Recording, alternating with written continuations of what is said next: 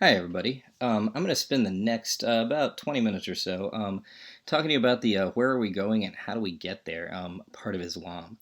This could be the last lecture, video, whatever thing you want to call it that I do in IB World Religions this year. We're going to do our Zoom call with Sana, Asna, and Adam on Friday. We'll do a little assessment on Islam on Monday.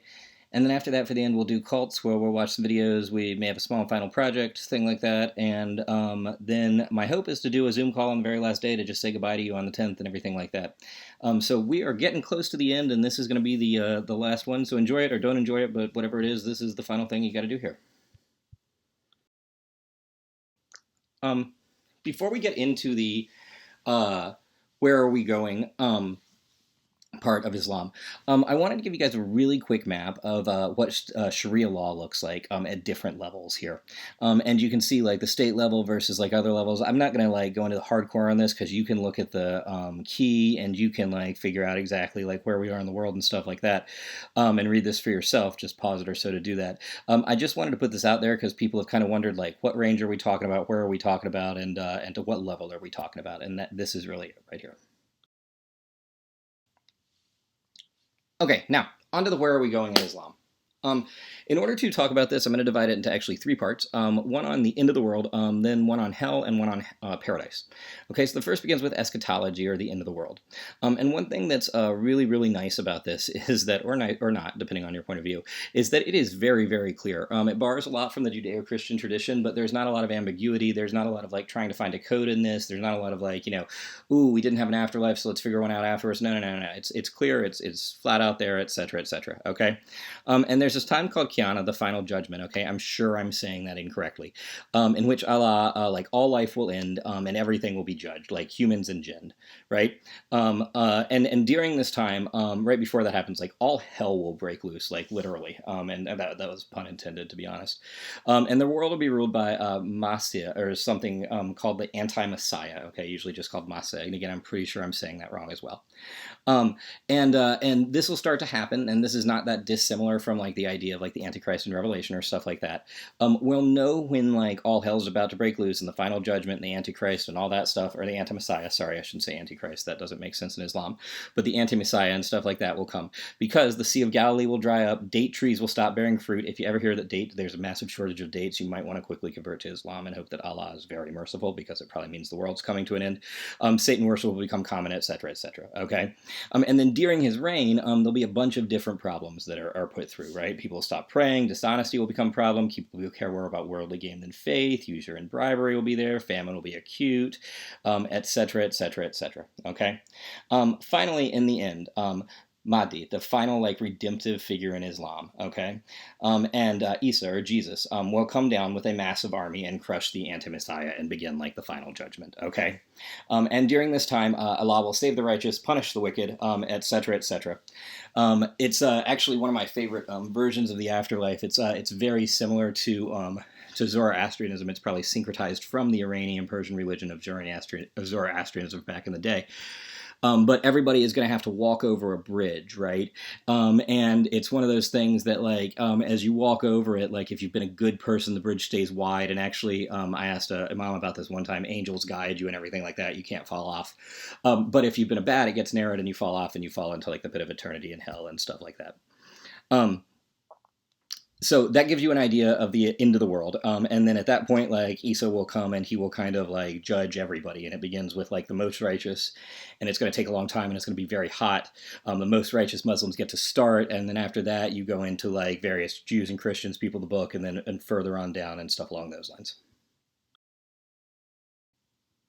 Okay, now that's what happens at the end of the world, the final judgment and stuff like that. Now, whether the final judgment occurs like, at death or like, really once this time comes is kind of up for debate in most other religions. In Islam, it's actually fairly clear because what it basically says is that like, is that when you die, you get kind of a preview of heaven and hell, you hover near your body, etc., etc. I'm not going to read it all to you because you can read it yourself, right?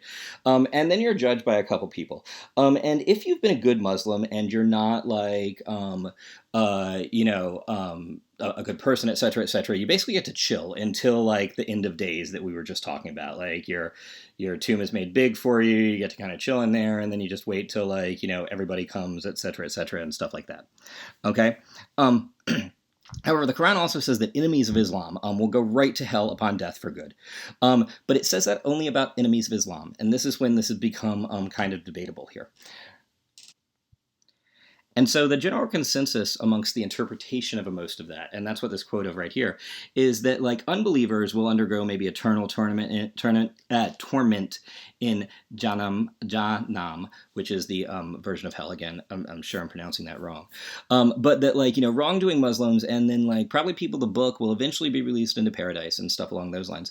And then some more liberal Muslims have even said, okay, but like Allah is forgiving, He understands that, like, and there's this time in the Hadith where like Muhammad talks about how Allah will blow away hell and like that will be the end of it, etc., etc. So the more liberal Muslims have even gone on to say that maybe that means that everybody eventually gets out of hell, right? And Allah is all forgiving and everybody can end up in paradise. That's probably not the mainstream view. That'd be kind of a minority view, but that gives you an idea of what of some of the different kind of perspectives on this, right? This is a place of both spiritual and physical torture. It appears with the word hot about 200 times in the Quran, stuff like that. But you're also away from Allah, stuff along those lines, like same type of thing, kind of a combination of like Dante's hell, but also like the Christian version of like hell being a place where there is no God and just like the torment of being not around God, etc., etc. Before we move on to descriptions of paradise, which I assure you are a lot better than hell, I wanted to show you a quick map of the spread of Islam kind of early on. The dark orange is kind of where it started, and then lighter orange is the first spread, and then kind of green is the second spread, and then like the places that like Islam tried to spread into but never fully did entirely. That's in Europe, and that's in the blue, right? And so it's kind of a combination in there, just to give you an idea of like where the main center of that. Of course, it doesn't even go into like all the other various stands on the left side, or sorry, the right side of the map, on the eastern side of the map, that it would eventually spread down to, along with Indonesia and Malaysia and stuff like that, as you well know. Okay, Um, so the afterlife here, paradise, here it's pretty awesome, kind of like Christian heaven. And if you're good, you chill in a comfortable place, and then paradise will open during Judgment Day, with each person going to like one of the 8 gates of paradise. They're actually levels of like heaven of Islam, in Islam, right? The highest level is for Muhammad and other like key prophets, the poor, the most pious, those who base their life around the 5 pillars, etc., etc. Um, and there are, you can, if you want to, you're welcome to read page 1511 to 1514. You don't have to do anything with that. If you do read it, I'd tell you to think about the 2 prompts down there. What's going on? What's it look like? But just kind of take a look and check it out. But it'll give you an idea of the description of that. But as I said, every heaven is actually fairly similar in most religions, and that it's an awesome place, etc., etc. One thing that I do love about this is that it does note that everybody lives a happy life without hurt, sorrow, fear, or shame. Everybody's wish is fulfilled. And most notably, that everybody has the same age and income level. Not that you need any money, but like seriously, I'm not joking about this. It mentions that in the Quran. Like everybody's equal, everybody's like perfect, etc., etc. It is a paradise. Okay. Now that we've finished up the where are we going part, the last thing we need to talk about is just kind of the brief overview of how do we get there in Islam. And the most basic, the most beginning part of that you need to be aware of is the 5 pillars of Islam. And we talked about this in the how do we get there at the beginning, but now I'm going to break them down a little bit more.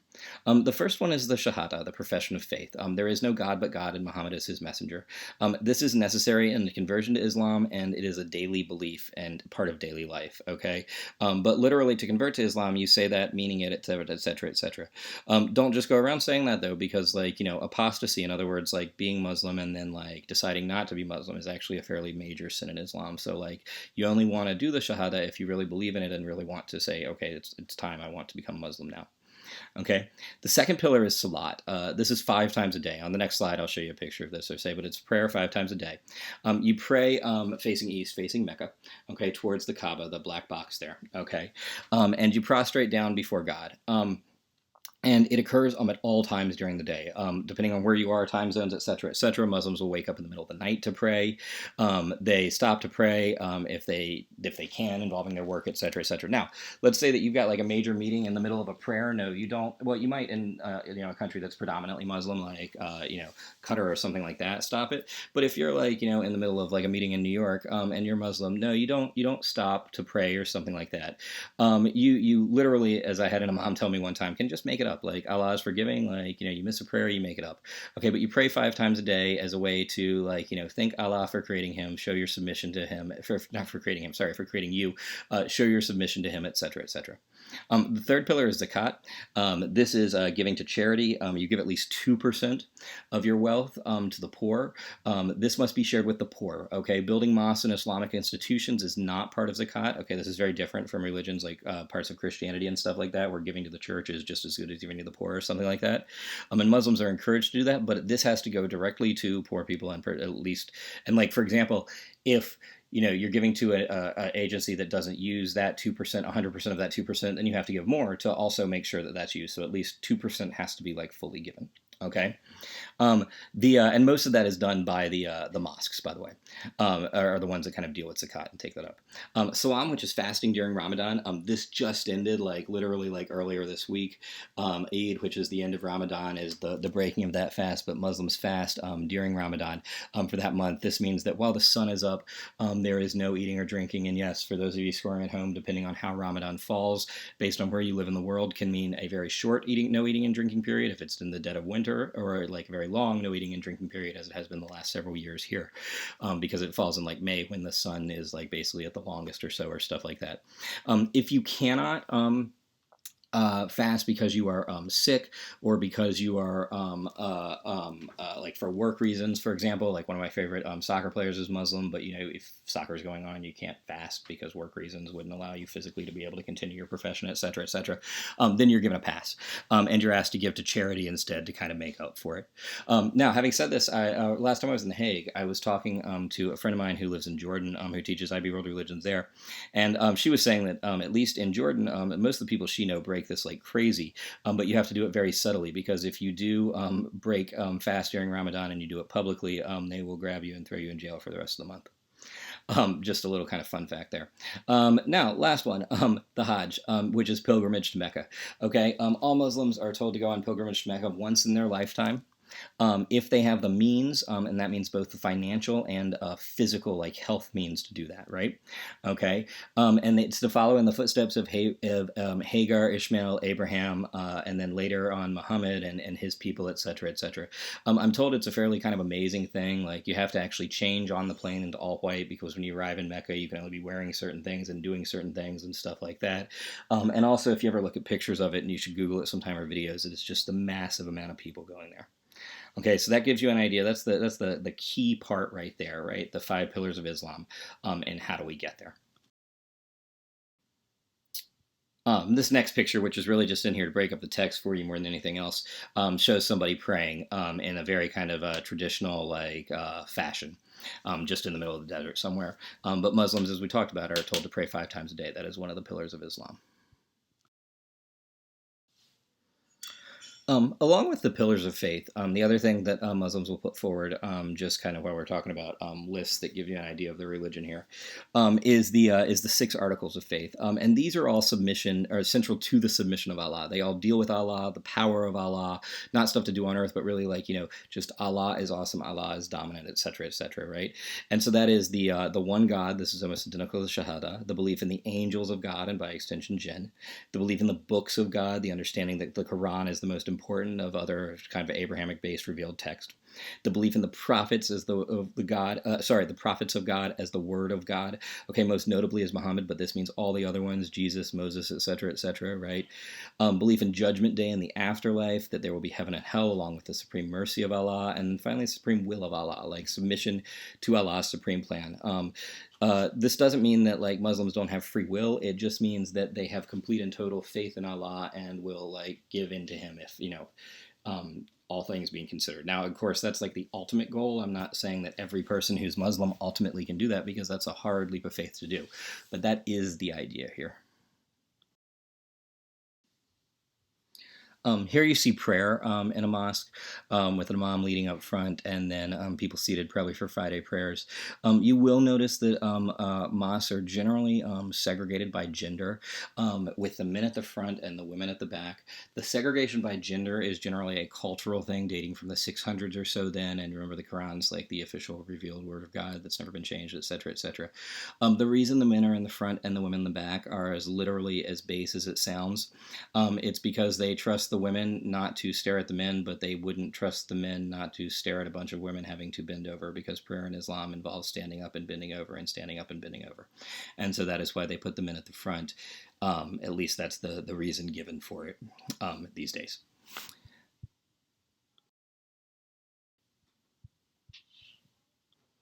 Okay, the last thing I want to talk about here is the two main sects of Islam, Sunni and Shia, and the difference between them. Down at the bottom, I'll also talk a little bit about Sufi Islam and stuff like that, and I'll get there in a second. I'll begin with Sunni Islam. Most likely, if you know anybody who's Muslim, they are most likely Sunni Islam or Sunni Muslims. Sorry, I said that wrong.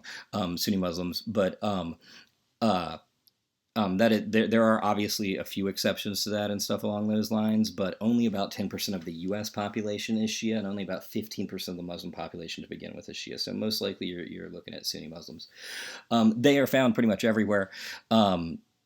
Where Islam is the main religion. And it really is one of those things that there are really no offshoots or subsects. Like Sunni Muslims believe and have believed the same thing for pretty much 1,400 years, which is fairly impressive from a just outside looking in religious point of view. They believe, and this is the key split, they believe the whole thing is this split. It goes back to this split over who Muhammad's designated successor is. And they believe that Muhammad did not have any designated successors, that Muhammad was the last one, that everybody else is human, and that like that's what was like put forward by Allah, right? Shias, as we'll talk about in a second, would disagree. There are times that, for example, they will not, Sunnis will not even really acknowledge that Shias exist. They'll just say like those are Muslims, but they're like kind of uninformed Muslims. Okay. That's what Sunnis might say about Shia. The other thing we'll put in mind is that they believe that imams are humans. They are fallible. They have legal authority and stuff like that, or they used to have legal authority, but they don't for the most part anymore, or they're nowhere near as much, and that they can make mistakes, and that like, you know, after Muhammad, like the special part, for lack of a better word, of infallibility involving Allah and his successors and stuff like that ended. Okay, Shia Muslims, on the other hand, believe that Muhammad did designate its successor, Ali ibn Abi Talib, usually just referred to as Ali, and spoke of him, and that he was infallible as well. Okay, and they consider that imams and other leaders still make decisions about Sharia law. They are versions of Allah. They are infallible, and therefore, like, they are given significantly more power than, like, say, imams in Sunni Islam. The vast majority of Shia Muslims exist in the state of Iran. That was set up to be a Shia state. It spills over into Iraq, Bahrain, Azerbaijan, etc., etc. But the vast majority of them are there. The final thing is that Sunnis believe that Mahdi, the like final messianic figure, will come along with Isa at the end, whereas Shias believe that he's actually already come, and we just need to kind of find him, if that makes sense. There is a third branch of Islam, and then there are all sorts of little kind of split-offs too and stuff like that, but these are by far the biggest, known as Sufism. Sufism is a form of mysticism, okay, and this involves it's sometimes like, you know, kind of esoteric Gnosticism, this idea of like, you know, there's secret knowledge in this. It involved a lot of poetry from time to time. There's this very famous poet, Jalaluddin Rumi, who's very popular amongst like U.S. liberals and hippies these days, who was a Sufi mystic. There's some versions of it that involve like spinning. I'm not really joking about this, like spinning around over and over again in order to like, you know, become one with Allah, stuff like that. From time to time, Sufism has actually been like kind of banned or like held and historically persecuted in like bad ways. It's got like small like pockets today, but like it's nowhere near. I mean, it doesn't even make up like 1% of all Muslims, to give you an idea here. So the main ones are Sunnis and Shias here. Okay, that's all I've got, guys, on kind of the end part of Islam, on like where are we going and how do we get there. Hopefully you enjoyed listening to this. Look at the stuff for the next week, and be sure to try to join us for that Zoom call on Friday, where we can get some perspective on what it's like to be Muslim in the United States and stuff along those lines. Have a good one, and hopefully I'll see all you guys soon.